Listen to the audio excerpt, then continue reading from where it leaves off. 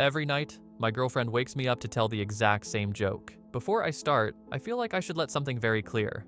I absolutely love Ellen. We've been living together for about 3 years now, but have known each other our whole lives. In fact, we were childhood friends. And I know this may sound like a fairy tale to some people, but it truly felt like we were always destined to be together. Even after graduation, when we started dating other people, it only felt truly right when we were with each other.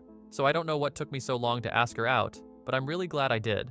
We have the same taste in music, movies, and even food. We laugh at the same dumb jokes and know exactly how to comfort each other in times of need. She's the kindest, most gentle, and loving girl I ever met. We even been talking about our plans for marriage and how we would like to have kids of our own. That's why it hurts so much how it all went terribly wrong in just 4 nights. I would also like to preface that Ellen doesn't have much of a family other than me and some very distant aunts that she never met and doesn't even know their names. I was born in a big family with 4 siblings and plenty of cousins that were always visiting and even helping out when we got in trouble. Ellen has none of that. She doesn't have any siblings, and her father was an alcoholic, abusive freak that died when she was young. Her mother was a very kind and inspiring person that took care of the family by herself for many years, and almost a second mother to myself. So when she passed away last year, it hurt us both for a long time, but Ellen stayed strong. She's not the type to let her feelings easily surface, so you gotta be a lot more perceptive to get what she truly feels. I used to pride myself in being capable of that. I felt like I knew her better than I knew myself. That's why this is all so strange, and frankly, terrifying. We were sleeping in bed, and I was dreaming. I don't really remember what it was about, but for some reason, I'm sure of it. Until I heard her voice, very close to my ear, knock, knock, knock, knock. She was caressing my hair gently while sitting in bed and looking below at me.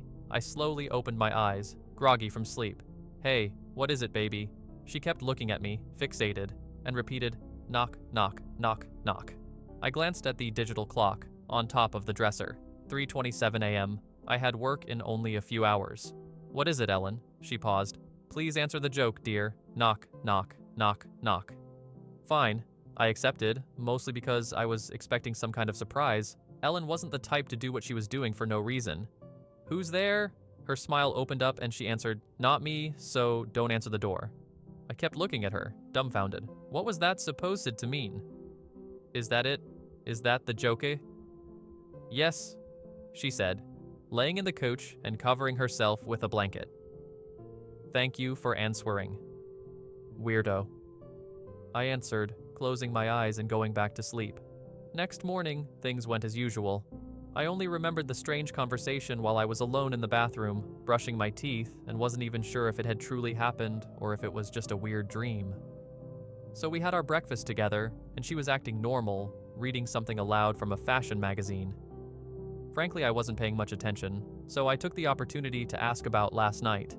Initially, she didn't seem to know what I was talking about. Then, her eyes fixated on me, and the same smile from last night crossed her face, briefly. And I knew it wasn't just a dream. She told me it wasn't anything of importance, and stopped paying attention when I asked more, inquisitively. And even though I shouldn't, I gave up. I had work and other matters to attend to, and just brushed off the weird event thinking it wouldn't happen again. But the following night, I woke up to her voice. Knock, knock. A pause. Knock. "What is it now?" I said. "Ellen, what are you doing?" "Knock, knock, knock," she repeated. This time, she wasn't even touching me, just sitting in bed, looking at me with that same smile. But her eyes seemed larger, and she blinked in longer intervals. I looked at the clock. Once again, 3:27 a.m. "Ellen, come on, what is it? I got work in a few hours, can't have the luxury of waking up in the middle of the night to answer knock-knock jokes. Knock, knock, knock. This is getting creepy, you know? I'm not sure if this is some gag you've been doing, but I don't like it. And swear it. Knock, knock, knock." I sighed, but also let a small laugh escape. It was creepy, of course, but she was also my Ellen, so it didn't bother me as much as it should. "Fine, who the fuck is there?" I answered in a playful tone. "Not me, so don't answer the door." For some reason, I felt a chill down in my spine. It was the same answer as before, and I still didn't get what it meant. But the way she said it, with a strange, monotone voice, contrasted well with her smile, and the fact that I had no idea of what she meant by that. "What does that mean?" I asked. I really don't get it." She just smiled and went back to sleep. I felt a throb in my heart, but did the same. Next day, we talked again about what was happening. She was very evasive with my questions, and I barely got her to say anything. It was almost as if she couldn't talk about it, which was very strange, considering we talk about pretty much everything. I told her I needed to be well rested for work, something she should understand well, and wasn't liking her little gag every night. She just nodded, and I decided to not press further, as I didn't want to hurt her feelings and had work to attend to. When I got back home, we had dinner, watched a movie, and went to bed. Knock, knock. I opened my eyes faster this time around. In fact, I barely got any sleep. I just knew she would do it again and kept thinking about it the whole time. Glanced at the clock. 3:27 a.m. Knock, knock. I thought about ignoring her, just pretending I was asleep and she wouldn't wake me up. So I closed my eyes slowly, hoping that she hadn't seen me opening them in the first place, and stayed quiet. Knock, knock, she continued. She didn't stop. I regulated my breathing, but she kept going. Knock, knock. I'm not answering your fucking joke, Ellen. Stop it. Knock, knock. I ignored, but she kept going. She had never been this insistent with anything before. I tried to ignore it, but it was getting on my nerves. And frankly, I felt scared. Why was Ellen doing this? Why every night, at the same exact time down to the minute? Why wouldn't she let me sleep until I answered her? Knock, knock. I got up in a sudden movement. God damn it, Ellen. I was ready for a discussion, but when I finally glanced at her, it was as if the strength was drained from me. She wasn't smiling, she wasn't blinking, just staring right at me, fixated like an animal. And her mouth was moving, slowly, and she didn't stop. Knock, knock. I didn't know how to react, or what expression I had when I saw her, but my heart skipped a beat. It was terrifying, as if her gaze froze me in place, a 1,000-yard stare. Knock, knock. Who's there? I asked, feeling as if it was the only way out of that nightmare. Not me, so don't answer the door, she said, weakly. Ellen slowly closed her eyes and laid down. I kept staring at her while she fell into what seemed to be a deep sleep.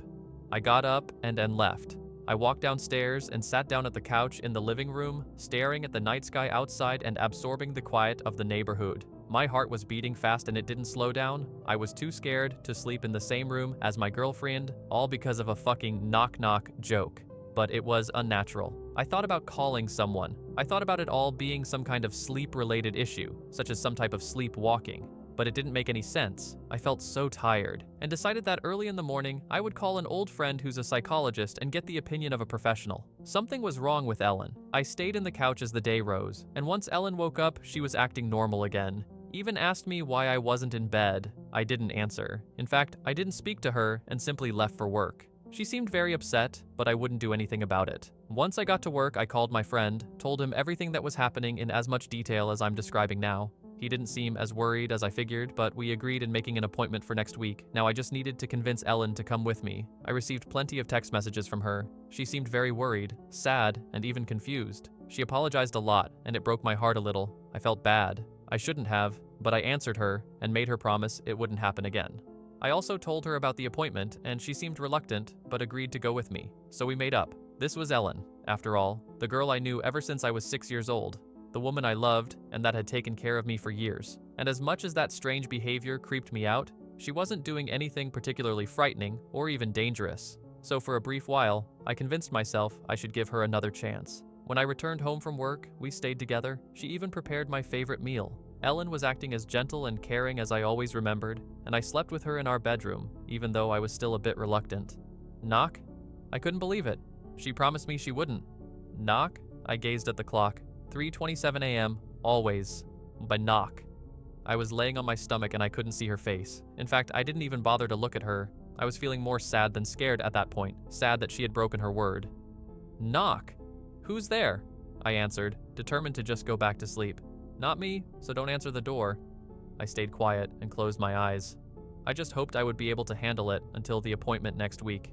To my surprise, I was actually able to sleep, probably because I hadn't been able to rest since last night. The following morning, I went back to not saying anything to Ellen, only very limited responses. I was expecting her to act same as yesterday, trying to apologize, but she didn't. Mostly, she didn't say anything, almost as if she had accepted it. She also looked tired, or at least a bit weak. I went to work, but I couldn't stop thinking about her. Didn't receive any messages either.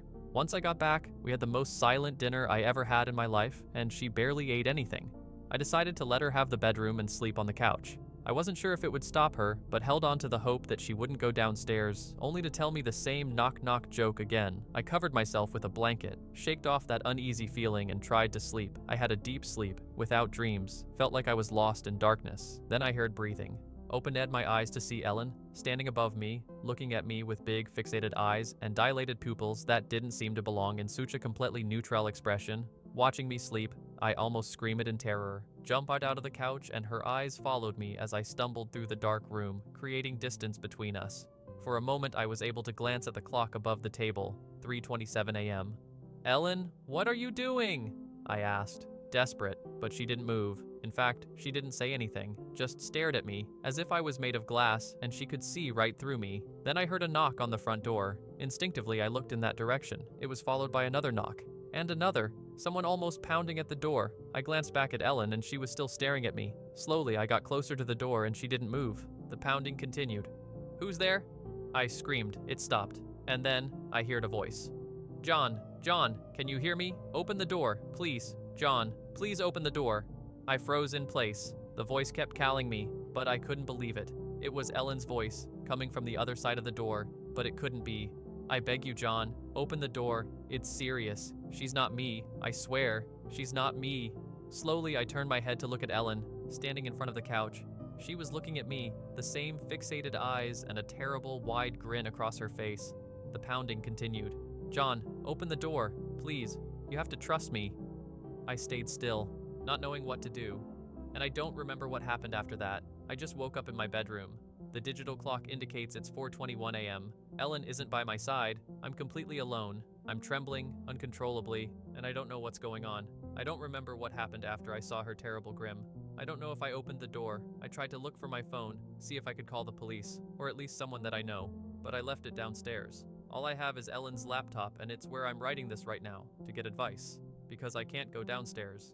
The corridor is dark, very dark, almost as if the shadows were leaning into the room, and I can hear a faint scratching sound coming from below. What should I do?